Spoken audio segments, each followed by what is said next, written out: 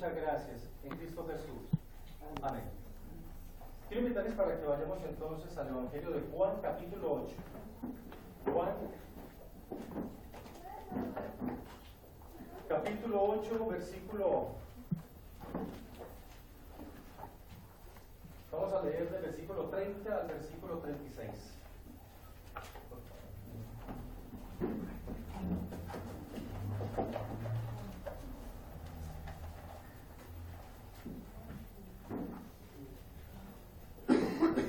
Juan capítulo 8, versículo 30 al 36. Dice así la palabra de Dios. Yo leo un versículo, usted me ayuda con el otro. Hablando él estas cosas, muchos creyeron en él. Jesús se dirigió entonces a los judíos que habían creído en él y les dijo: si se mantienen fieles a mis enseñanzas, serán realmente mis discípulos. Y conoceréis la verdad, y la verdad os hará libres. Nosotros somos descendientes de Abraham, le contestaron, y nunca hemos sido esclavos de nadie. ¿Cómo puedes decir que seremos liberados? Jesús le respondió: de cierto digo, que todo aquel que hace pecado, esclavo es del pecado. Ahora bien, el esclavo no se queda para siempre en la familia, pero el hijo sí se queda en ella para siempre. Así que si el Hijo libertare, seréis verdaderamente libres. Amén. Pueden sentarse. Muy bien. Dice la palabra de Dios en el versículo 30, dice la escritura que cuando el Señor, después de terminar de hablar varias cosas, dice que los judíos, todos los que estaban escuchando la predicación del Señor, la palabra de Dios del Señor, dice que muchos creyeron en Él. Muchos creyeron en Él. Ahora, la pregunta que tenemos que hacernos es, ¿realmente ese creer fue verdaderamente un convencimiento, una fe genuina?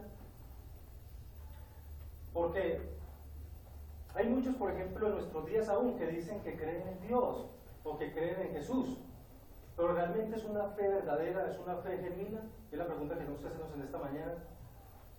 ¿O fue simplemente una persuasión mental del momento? ¿O fue realmente una entrega personal a Él? Esa clase de fe, ese creer, ¿qué implicó? ¿Realmente algo pasajero o algo verdaderamente una entrega total? Mire, si ustedes fueron atentos y detallistas en la lectura, se van a dar cuenta de que lo que acabamos de leer es un texto ininterrumpido. Y los que del versículo 30, que se dice que creyeron en Él, son los mismos que se oponen a Jesús en los versículos que siguen. O sea que no hay transición de un grupo que cree a otro grupo que no cree, es el mismo grupo que dice que creyó. Aquellos que aparecen en los versículos 30 y 31 no tienen fe ¿qué? Genuina, como lo indican los demás versículos, y vamos a ver por qué. Mire, ese verbo creyeron, seguido de en Él, que dice que creyeron en Él, o en su nombre, no siempre indica una entrega total a Jesús. O no siempre indica tampoco un cambio de corazón. Por ejemplo, si vamos a Juan capítulo 2, versículo 23 y 24, dice la escritura que estando Jesús en Jerusalén, en la fiesta de la Pascua, muchos creyeron en su nombre, viendo las señales que hacía. Pero dice la escritura, pero Jesús mismo no se fiaba de ellos. ¿Por qué? Porque conocía a todos. O sea que esa frase, creyeron en Él, no siempre implica ¿qué? Entrega de corazón o entrega total a Jesús. O sea que mientras estas personas estaban escuchando a Jesús, se impactaron, fueron maravillados por esas palabras de gracia que salían de su boca. Fueron impactados por las señales que Él hacía. Fueron impactados porque veían a alguien que les hablaba como quien tiene autoridad y no como los escribas. Estaban impactados porque estaban escuchando a un hombre que ninguno había hablado como Él. Jamás habían escuchado a nadie hablando como Jesús. O sea que ellos creyeron mientras Jesús les hablaba. Quizás creyeron un poco más después de que Jesús les habló. Y debido a eso, ellos quedan temporalmente ¿qué? Convencidos y responden emocionados a la palabra de Dios o poniendo su confianza en Él. Y es como muchas veces sucede hoy. Quizás hoy hay una buena enseñanza de la palabra de Dios, se escucha algo muy bonito de parte de Dios, una buena predicación, y quizás muchas personas muy emocionados, ¿cierto?, dicen creer en Jesús, pero el tiempo muestra que realmente no fue así. Entonces, como dijo un gran comentarista bíblico, llamó a estos judíos conversos medio. O sea, no es una buena palabra teológica, pero sí es una palabra práctica. ¿Por qué? Porque estos judíos fueron convertidos medio, es decir, su fe no fue suficiente para ponerlos en libertad. Esa fe que pusieron en Jesús en ese momento no era suficiente para traerle libertad. Esa fe que ellos pusieron en Jesús en ese momento no era suficiente para traerle la salvación. No era una fe para salvación. Ellos simplemente habían empezado a creer en Jesús, que quizás era Dios y el Mesías. Pero lo que el Señor quería era llevarlos a una fe plena y una salvación completa. ¿Saben por qué? Porque el Señor no quiere admiradores, el Señor quiere seguidores. Dios no está buscando que tanto nosotros le demos adoración. Dios está buscando, y el Padre está buscando ¿qué? Adoradores. Entonces, quiero compartir con ustedes sobre el título del sermón que se llama A las puertas de la libertad. A las puertas de la libertad. Y primeramente quiero compartirles tres cosas. Primero, lo que necesitas hacer para ser libre. Segundo, lo que necesitas reconocer para ser libre o para ser salvo. Y tercero, lo que necesitas creer para ser libre o para ser salvo. Entonces, primero, lo que necesitas hacer para ser libre. Miren lo que dice Juan capítulo 8, versículo 31 y 32. Dice: dijo entonces Jesús a los judíos que habían creído en él: si vosotros permanecéis en mi palabra, seréis verdaderamente mis discípulos, y conoceréis la verdad, y la verdad os hará libres. Miren que es interesante, que Jesús le dice a los que habían creído en él, escuche esto, que para ser sus verdaderos discípulos no era suficiente una emoción del momento, que para ser sus verdaderos discípulos no era suficiente una fe temporal, un asentimiento pasajero de un día, no. Para ser sus verdaderos discípulos de Cristo, ellos tenían que ¿qué? Permanecer creyendo. Cada día, todos los días. Eso es la vida cristiana y ese es el verdadero creyente. No alguien que cree por el momento emocionado, sino que alguien que está creyendo ¿qué? Sigue creyendo todos los días. Es una fe perseverante. Y solo de esta manera es que una persona puede mostrar que verdaderamente tiene ¿qué? Una fe verdadera. Esa es la evidencia. Miren, uno no es creyente ni cristiano tanto porque venga a los cultos, porque cante a Dios, porque venga a la iglesia, porque de diezmos se ofrenda. Un creyente se distingue porque permanezca todos los días ¿en qué? En la palabra de Dios. Yo la pregunta que tenemos que hacernos es, ¿pero qué es permanecer en la palabra de Dios? ¿Qué es permanecer en su palabra? Cristo dijo, van a ser mis verdaderos discípulos y permanecen en mi palabra. Entonces, ¿qué es permanecer en su palabra? Miren, permanecer en la palabra implica mucho más que escuchar la palabra de Dios. Implica mucho más que a mí me guste la palabra de Dios. Implica mucho más que yo lea la palabra de Dios. Implica que yo la crea y que yo la obedezca. Miren, en Juan capítulo 15, versículo 4, el Señor dijo: permaneced en mí y yo en vosotros. Como el pámpano no puede llevar fruto por sí mismo si no permanece en la vid, así tampoco vosotros si no permanecéis en mí. Miren, solamente permaneciendo en Cristo, no solamente escuchando o leyendo la palabra de Dios o permaneciendo en su palabra. Y acá este verbo que usa, por ejemplo, permanecer, Juan usa esta frase. ¿Y sabe qué significa? Significa una unión muy íntima y vital con aquello a que se une, que es Cristo, que es su palabra. Entonces debemos permanecer en su palabra como nuestra única regla de ¿qué? De fe y de conducta. ¿Qué quiere decir eso? Creyendo lo que Dios quiere que creamos, haciendo lo que Dios quiere que hagamos, teniendo las actitudes que Dios quiere que tengamos, cómo debemos de pensar, cómo debemos de vivir. Y esto indica que debe de haber una diferencia entre la manera como tú y yo vivimos como creyentes y cómo vive aquel que no es creyente. O sea, que permanecer en su palabra va a implicar una diferencia en cómo tú y yo vivimos. Se va a diferenciar de aquel que no es creyente o que no conoce a Cristo. Debe haber una diferencia.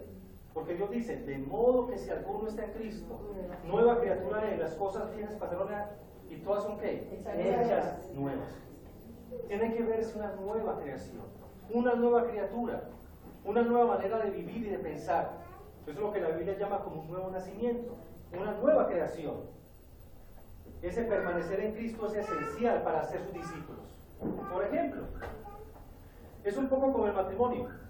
El permanecer en Cristo es un poco como el matrimonio. Miren, el matrimonio comienza con una decisión, un intercambio de promesas.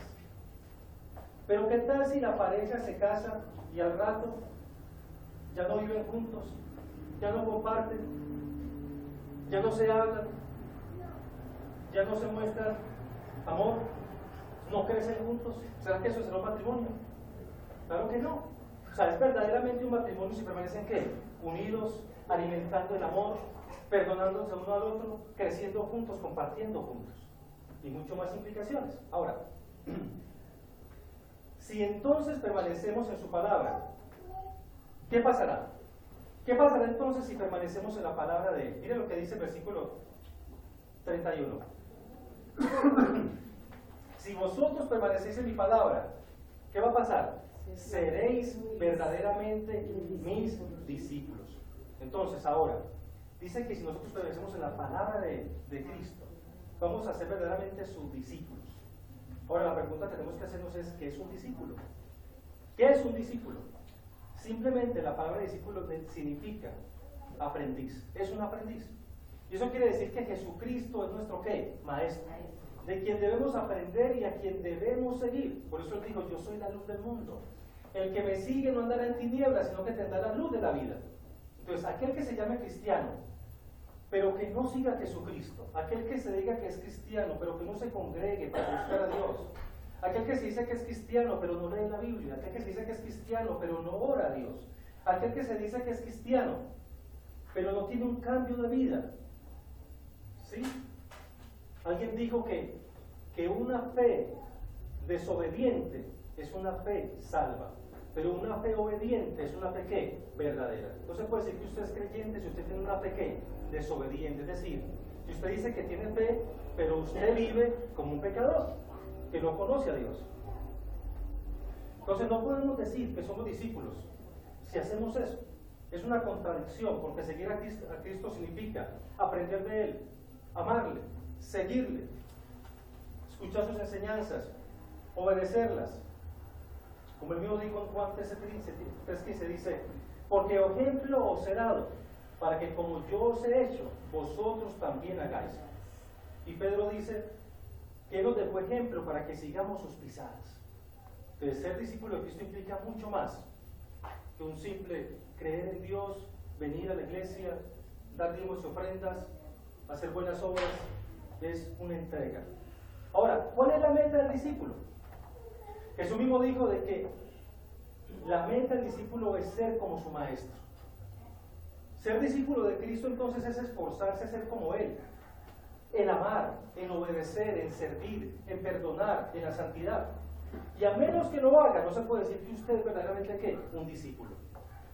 Mire, Pablo mismo dice que el propósito de Dios es que nosotros seamos como su Hijo Jesucristo. Dice que fuimos predestinados desde antes de la fundación del mundo para ser conforme a la imagen de ¿quién? De su Hijo.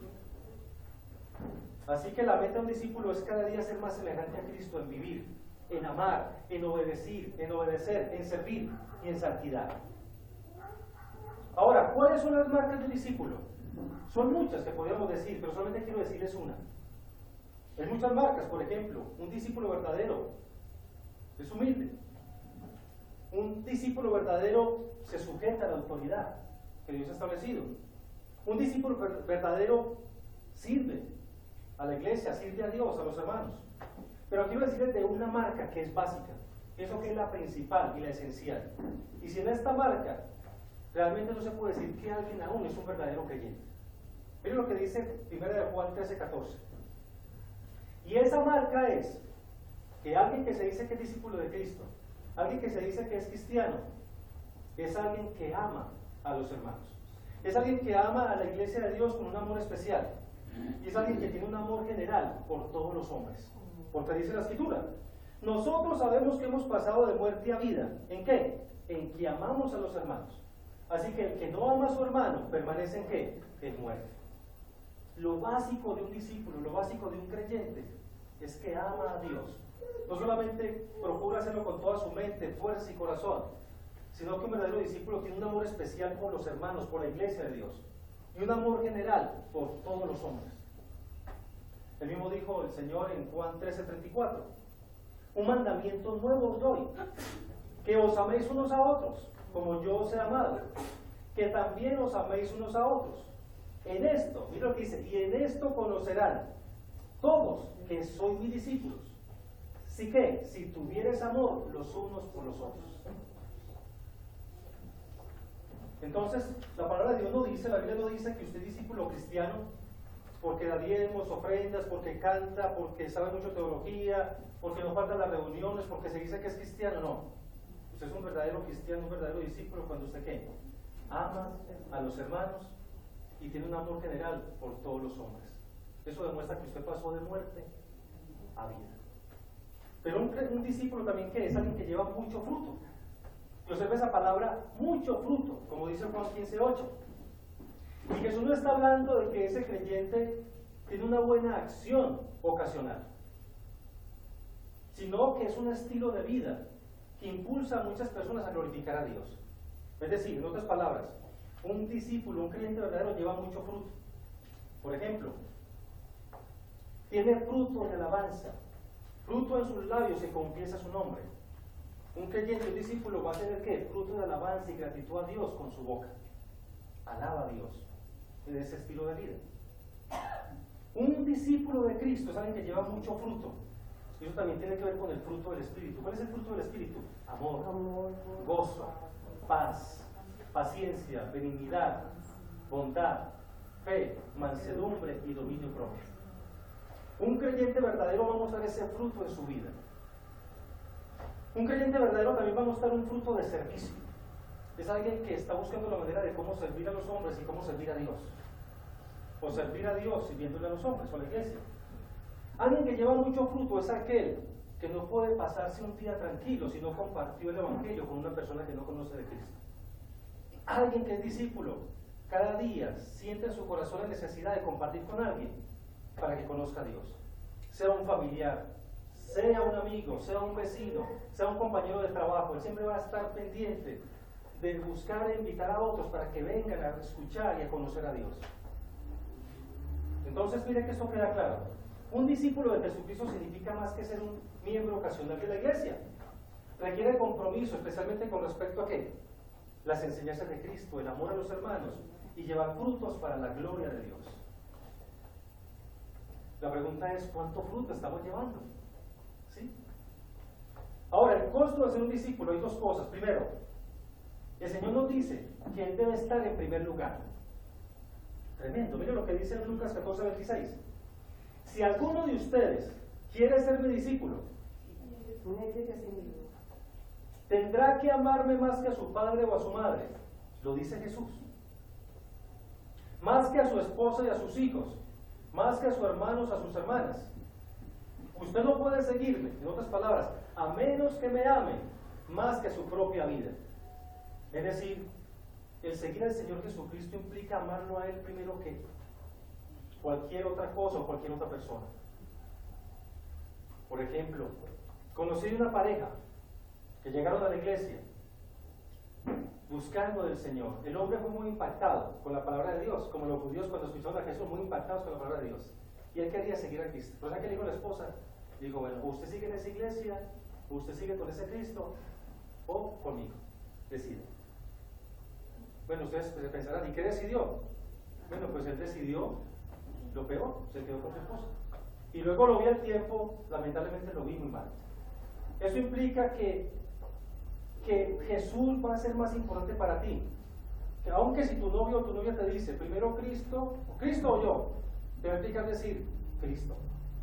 O que si tus amigos te dicen, bueno, o la iglesia, o creyente, o tus amigos, te va a implicar el seguir al Señor, amarlo más, mucho aún, que aunque tu familia, quizás aunque tu padre o tu madre o hermanos te digan que no quieren verte en la iglesia, así se enojen, el Señor dice que, aunque debemos de honrar a padre y madre, si el padre y la madre te está diciendo que no vayas a buscar de Cristo, tú debes de obedecer a Dios antes que a ellos.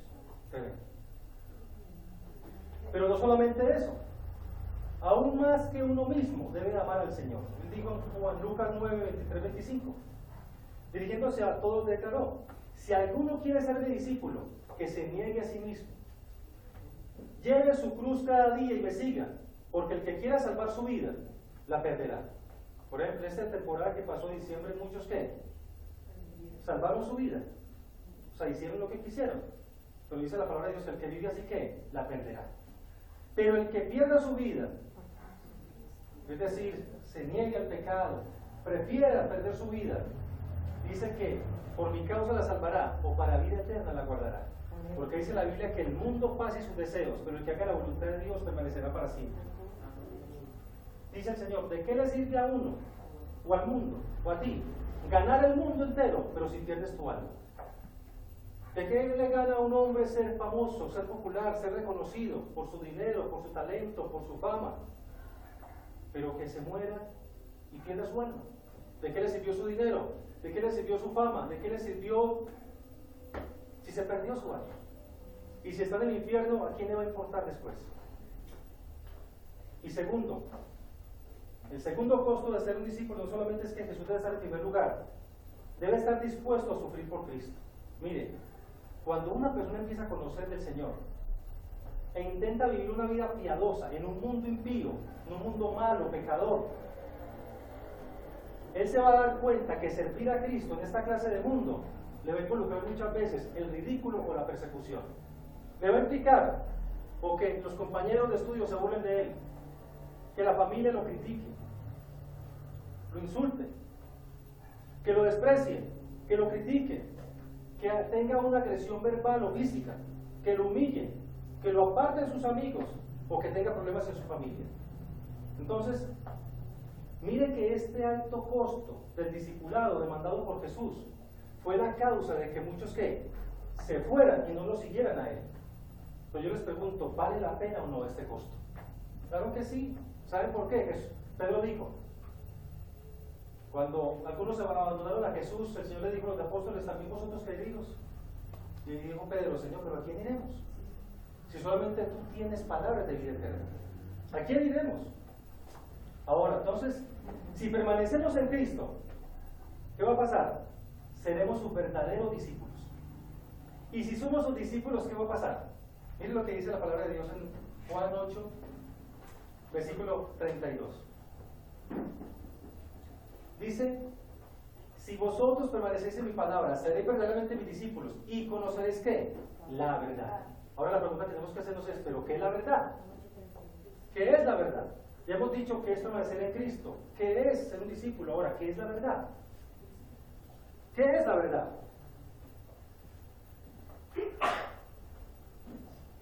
Muy bien, miren. En Juan 18, 37-38, antes de que Jesús fuera crucificado, Jesús estaba con Pilato. Entonces Pilato le dice a Jesús, o sea que luego tú eres rey. Y Jesús le dice, tú dices que yo soy rey, para esto yo he venido, para esto yo he nacido, y para esto he venido al mundo, para dar testimonio de la verdad. Todo aquel que es de la verdad, oye mi voz. Y le dijo Pilato, ¿qué es la verdad? Pero cuando Pilato le dice, ¿qué es la verdad? Dice la escritura que él mismo salió y se fue con los judíos. O sea que no esperó que Jesús le dijera que era la verdad. Mire, Pilato estaba frente a la verdad y le estaba preguntando, ¿qué es la verdad? Y usted recuerda que Jesús había dicho, yo soy el camino, la verdad y la vida. Nadie viene al Padre sino por mí. Ahora, lo trágico es que hay muchas personas en el mundo, millones se puede decir, que están buscando la verdad. Hay millones de libros que tratan de explicar cuál es la verdad. Cada quien tiene su propia verdad. Alguien dice, no, tú tienes tu verdad, yo tengo la mía. ¿Sí? O sea que la sociedad hoy en día llega a la conclusión de que la verdad siempre es que relativa, no es absoluta, es decir, tú tienes tu verdad, yo tengo mi verdad. Cada quien es dueño de su propia verdad. Pero ¿saben qué es lamentable? Lo lamentable es que hay muchas familias que tienen la verdad colocada en la sala de su casa, la palabra de Dios, como adorno, llena de polvo, o quizás hojas amarillentas. y que todos los días están frente a la verdad.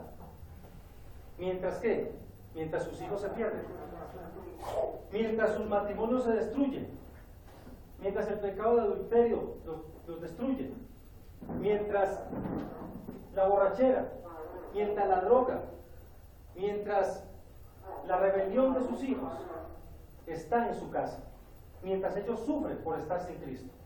Pero ¿saben qué es lo que pasa? Que lamentablemente muchos de estas familias son como Pilato, que aunque se preguntan qué está pasando, quiero felicidad, quiero paz, quiero tranquilidad, quiero saber cuál es la verdad de la existencia, o qué propósito tiene la vida, o qué pasa más allá de la muerte. Mas sin embargo, ¿saben qué pasa? Ignoran a Jesús, ignoran la palabra de Dios, y más bien prefieren ignorarlo y rechazarlo. Pero miren lo que pasa, si permanecemos en Cristo, si tú permaneces en Cristo, si te haces tu discípulo, si conoces la verdad, miren lo que va a pasar si conoces la verdad. Versículo 32. Y conoceréis la verdad, y la verdad os hará ¿qué? Libres. Libres. Miren, la pregunta es, ¿pero libre de qué? Muchos dirán, yo no estoy en una cárcel, tengo libertad para moverme donde quiera, tengo libertad de pensamiento, libertad de expresión. Y en realidad que hay muchas distintas áreas de libertad. Hay libertad política, o libertad civil, o financiera, intelectual. Mas sin embargo, mire, la libertad de la que el Hijo nos está hablando acá es la libertad de hacernos libres de ¿qué? Del pecado. Libres del pecado, libres del poder cegador de Satanás. Mire el mundo, lo que está pasando hoy. Eso es consecuencia de ¿qué? Del pecado. El poder cegador de Satanás. Que los hijos maten a sus padres maten a sus hijos, que sus hijos violen a sus hijos, que un padre mate a toda su familia. Por Dios, eso lo hace el pecado. El hombre es responsable de eso. Y una influencia y una obra del diablo terrible, del mal. Pero esa libertad de que Jesús nos habla es esa libertad de eso, del pecado, de ese poder del mal, de Satanás. Ser libre de las cadenas de la muerte espiritual, libre de la cárcel del pecado, libre de los temores, supersticiones, de uno mismo, de la presión, libre de todo, libre de la ignorancia, de la duda. Miren, nos lanzamos a una libertad gloriosa, que es la libertad gloriosa de los hijos de Dios. Amén. La libertad gloriosa de los hijos de Dios. Y esa liberación, esa libertad solamente viene cuando una persona experimenta por la palabra de Dios y por el Espíritu Santo, a través de la fe en Jesucristo, el arrepentimiento, la presencia de la salvación de Dios en su vida. Cuando una persona pone su fe en Cristo, se arrepiente de sus pecados de corazón, él va a experimentar esa presencia de la salvación de Dios y esa nueva vida y esa libertad que solamente Cristo nos puede dar. Esa es la verdadera liberación. Entonces el Señor no les está hablando a ellos de una liberación política o social, sino de la liberación frente a las potencias de la muerte, del pecado, de las tinieblas, ante las que el hombre está esclavizado. O, en otras palabras, es la libertad radical otorgada al hombre por su arrepentimiento para con Dios y su fe en Jesucristo. Y cuando vamos así de todo corazón, Él dice, el que viene a mí, yo no le echo fuera. Pero mire, en segundo lugar, ya hemos dicho lo que necesitamos hacer para ser libres y salvos. Permanecer en su palabra para que seamos sus discípulos, conozcamos la verdad, que es su palabra, y nos haga libres de tanta ignorancia, tanto engaño, tanta superstición, tantas cosas, tradiciones que aún no son de la Biblia. Él nos hace libres si conocemos la verdad, y esa verdad nos hace libres. Miren, hay culturas que están esclavizadas al temor. Especialmente tuve la oportunidad, ayer en Quito Chocó, donde tuve la oportunidad de estar, hay muchos indígenas. Y hace poco estuve en un lugar donde propios indígenas creyentes nos hablaban acerca de esa cultura del temor que hay en los resguardos indígenas. O sea, para ellos, creo que es el chamán, el que manda ya, que es como el brujo, ellos les imponen una cultura de temor. Porque prácticamente para ellos están llenos de creencias de fantasmas, de que el árbol tiene vida, pero, o sea, que el árbol lo ven como si fuera, ¿sí? Y los mantienen así esclavizados bajo esa cultura del temor. Y el Señor vino aquí a hacernos libre de todas esas mentiras. Yo recuerdo cuando estaba pequeño que vivía lleno de miedo que por la patasola, que el sombrerón o el ojón, no sé, o el orejón. Y uno vivía atemorizado por todo eso. O que si usted le barren los pies no se va a casar, o que si de pronto se le entra una mariposa negra a su casa, eso puras supersticiones. ¿Por qué? Porque hay un Dios soberano que tiene el poder sobre la vida y la muerte, y nada sucede sin su voluntad. Amén. En segundo lugar, entonces, lo que necesita reconocer para ser libre. Mire, versículo 33 y 34 dice: le respondieron los judíos: linaje de Abraham somos, y jamás hemos sido esclavos de nadie. ¿Cómo dices tú, seremos libres? Jesús le respondió: de cierto digo, que todo aquel que hace pecado, esclavo es ¿qué? Del pecado. ¿Qué necesitamos reconocer para ser libres según este texto? Que somos pecadores. Que por la entrada del pecado al mundo a través de Adán y Eva, y como hijos de Adán y Eva, todos nacemos en pecado. O nacemos pecadores. Eso es lo que se conoce como la doctrina del pecado original. Que el pecado de Adán y Eva se ha transmitido a todos sus descendientes, y por tanto todos nosotros, desde el vientre, y cuando nacemos con la culpa del pecado original. Nacemos con una naturaleza corrompida y pecaminosa, que cuando crece se manifiesta en pecados personales. Cada cual tiene una inclinación a un pecado en particular, y eso es consecuencia de esa naturaleza pecaminosa. No es como se cree que los niños nacen inocentes y la sociedad lo corrompe. Eso es un concepto filosófico, pero no bíblico. La Biblia dice que el niño desde el vientre ya viene con mentira, no hablado, y ya tiene la semilla de la mentira en su corazón. Y cuando el niño crece, póngase usted a ver los niños cuando pelean. Si tuvieran la fuerza de un hombre de 25 o 30 años, los hubieran matado. O cuando el niño se le enoja está en su casa, si tuvieran la fuerza de un hombre de 25 o 30 años, le hubieran pegado. Lo que necesitamos reconocer para ser libres o salvos, que somos pecadores. Mire, lo que Jesús le dijo a los judíos los molestó. El Señor les daba a entender que no eran libres sino esclavos, y esto los irrita a ellos por su orgullo. Ellos se creían que porque eran linaje de Abraham, descendientes de Abraham, jamás habían sido esclavos de nadie, pero al parecer ellos habían olvidado de los esclavos que habían sido durante la historia, de la esclavitud larga y amarga que tuvieron en Egipto, de la esclavitud que tuvieron también del triste cautiverio en Babilonia, y también en ese momento ellos estaban bajo el actual yugo del Imperio Romano. Recuerden que durante ese entonces el Imperio Romano dominaba gran parte de todo ese sector. Ellos estaban bajo el yugo del Imperio Romano.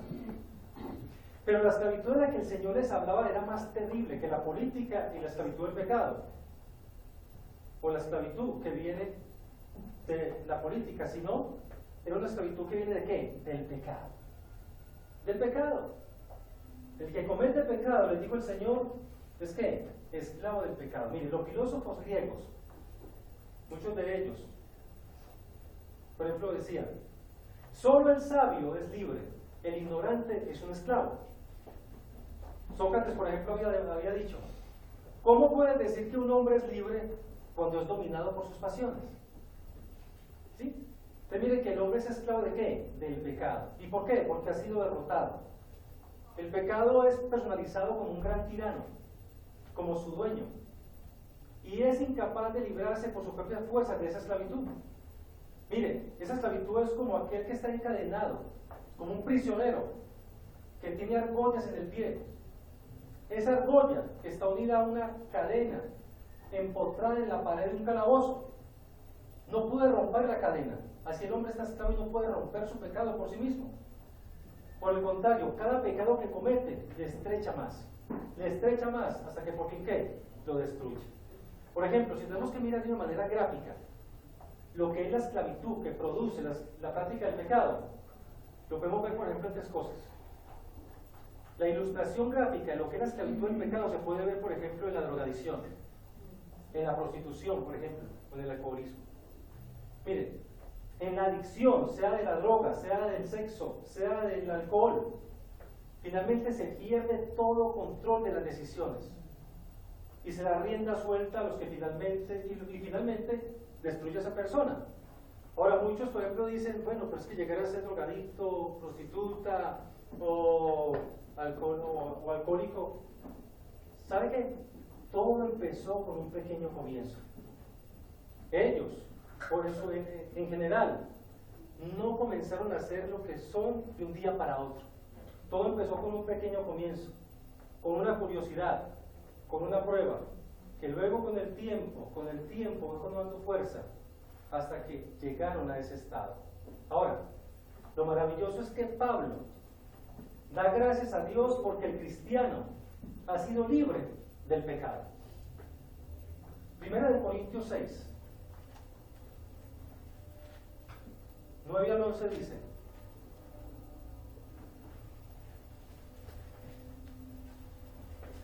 ¿no sabéis que los injustos no heredarán el reino de Dios?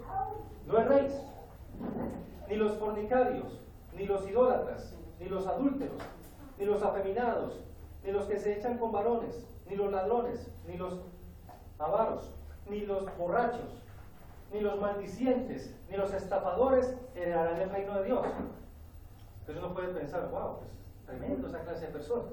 Pero mira lo que dice Pablo: y esto erais algunos, mas ya habéis sido ¿qué?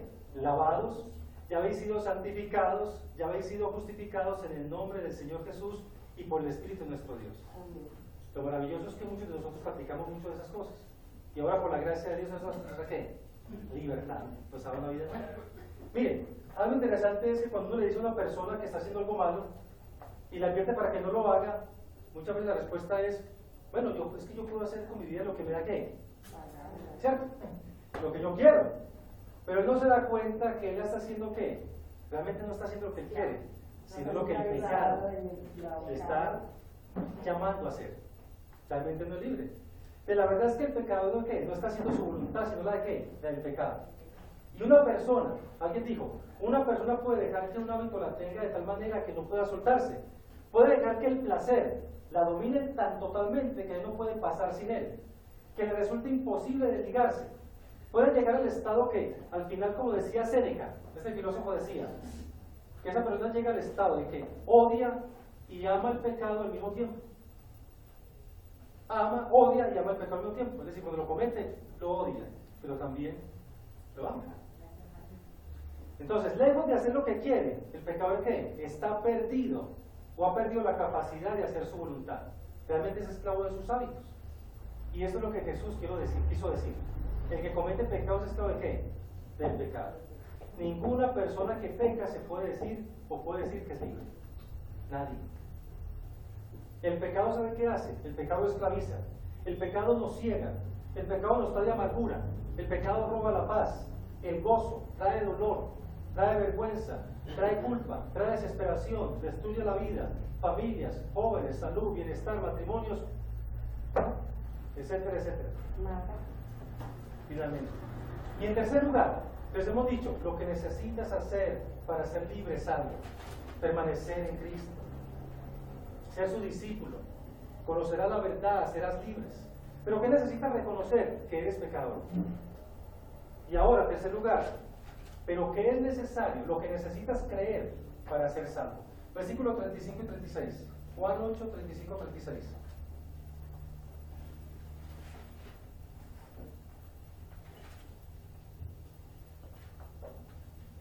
Dice, la palabra de Dios dice, y el esclavo, mire, él está diciendo, en el versículo 34, de cierto digo que todo aquel que hace pecado es esclavo del pecado, dice el versículo 35 y 36.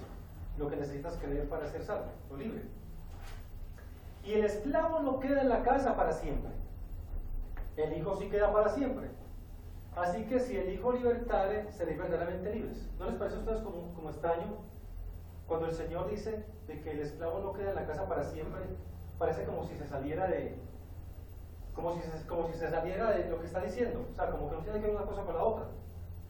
Y dice, así que si el hijo libertare, seréis verdaderamente libres. Miren, lo maravilloso acá, como vamos a ver, es el Señor como quien es la sabiduría y el verbo de Dios hace aquí un juego de palabras poderoso y hace una retrospección a la ley que ellos conocían.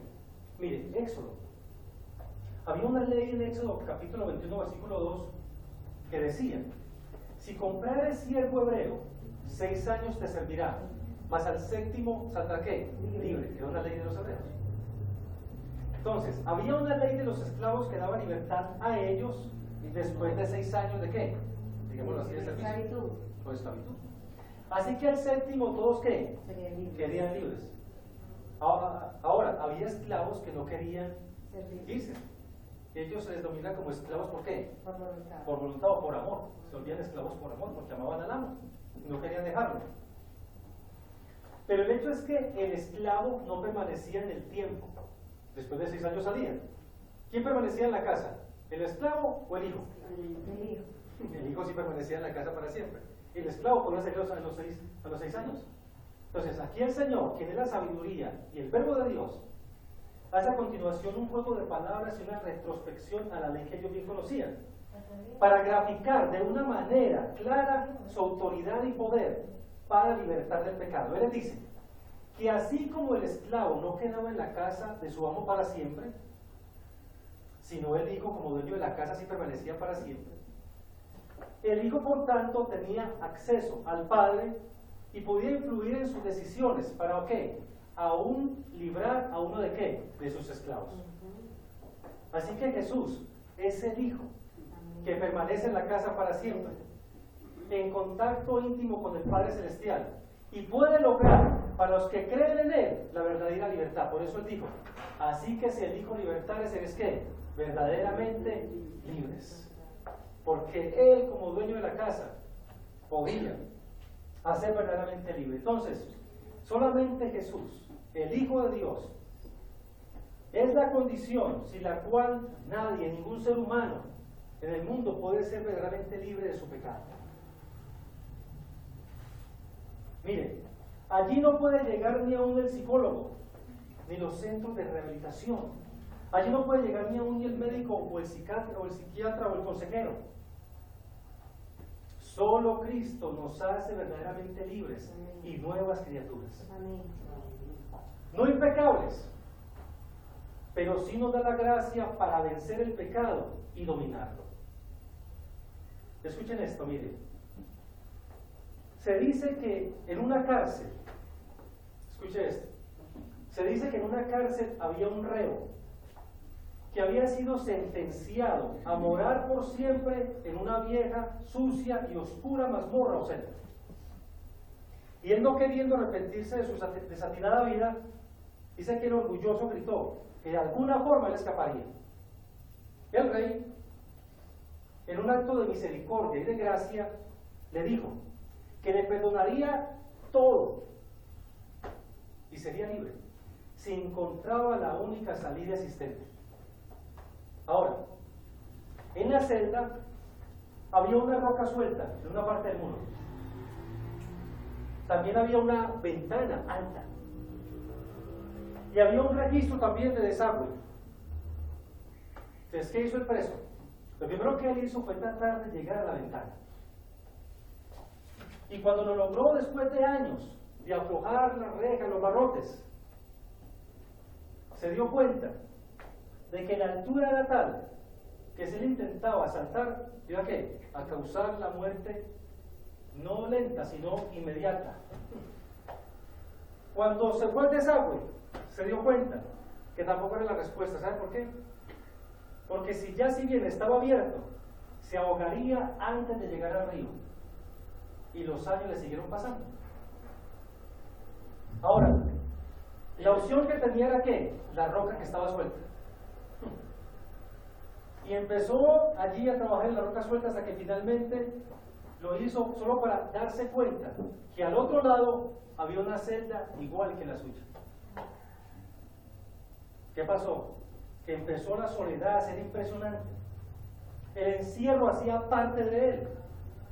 Y antes de morir de viejo ya, el reo le dijo al rey: tú me prometiste libertad.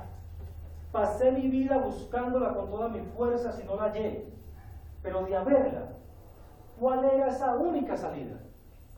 Entonces el rey le respondió: nunca me buscaste, no te arrepentiste, la puerta estaba abierta, la salida era yo. Solamente el Rey y Señor Jesucristo es tu salida, es tu respuesta. Amén. Oremos.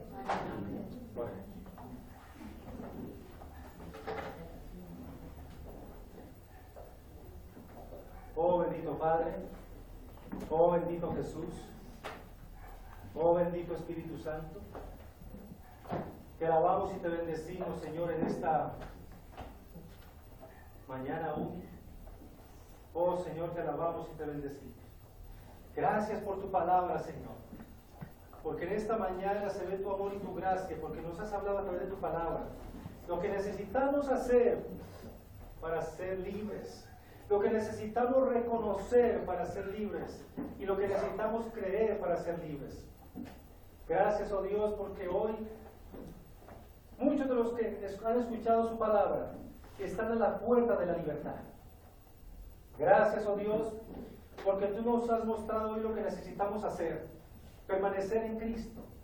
Seremos sus discípulos, conoceremos la verdad y la verdad nos hará libres. Gracias, Señor, porque nos has mostrado hoy lo que necesitamos reconocer para ser libres, y es reconocer que somos pecadores y que sin ti estamos perdidos, Señor, porque tú eres el único Señor y Salvador. Pero también nos has mostrado lo que necesitamos creer: que tú eres el único Jesucristo que nos puede hacer libres. No hay nadie más, solamente nuestra fe en ti y el arrepentimiento para con Dios nos puede salvar y hacer libre de nuestro pecado, su consecuencia, que es la muerte y la muerte eterna. Gracias, oh Dios, porque si hacemos eso, entonces seremos verdaderamente tus discípulos, seremos verdaderamente libres y salvos. Gracias, oh Dios, porque es la invitación que tú le haces a todos los que han escuchado tu palabra, que quizás aún no han entregado su vida a Cristo, quizás han pensado por años que son creyentes, pero quizás al escuchar su palabra se han dado cuenta que verdaderamente no lo pueden ser, porque no han permanecido en ti, porque no han verdaderamente andado como discípulos.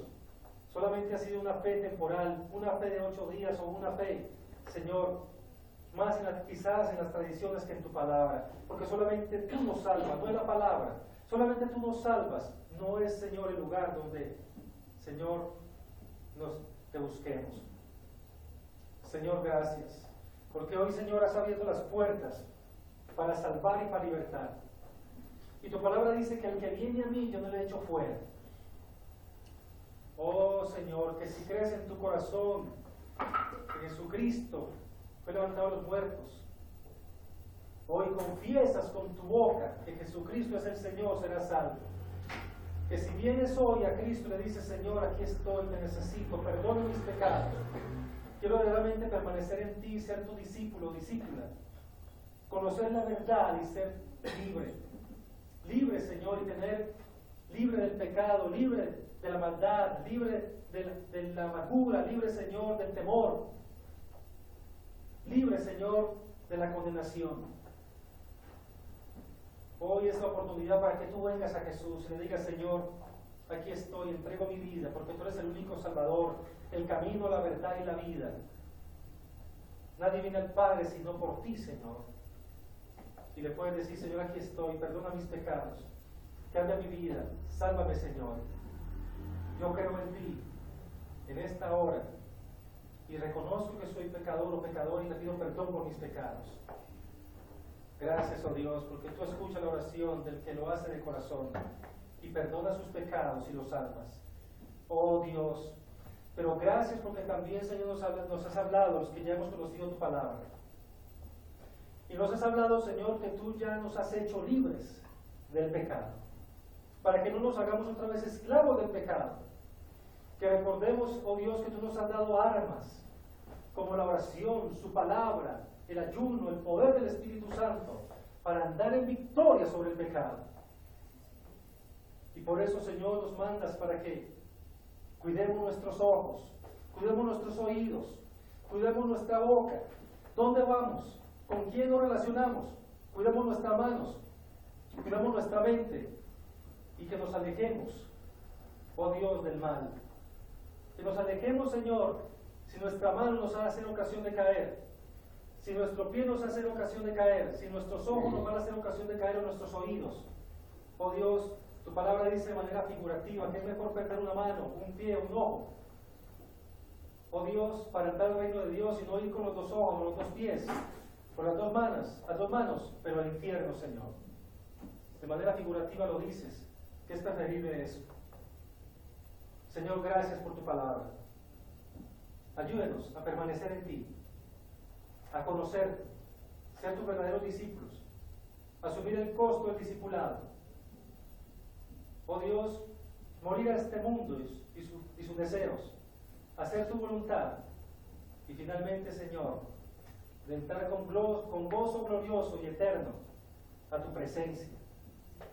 Oh Señor, a la vida eterna que tú has dado, Señor, y das al que se entrega a ti. Gracias, Señor, por tu palabra. Gracias, oh Dios, en esta mañana. En Cristo Jesús. Gracias, oh Dios. Gracias, Señor. Amén. Vamos a cantar un himno para que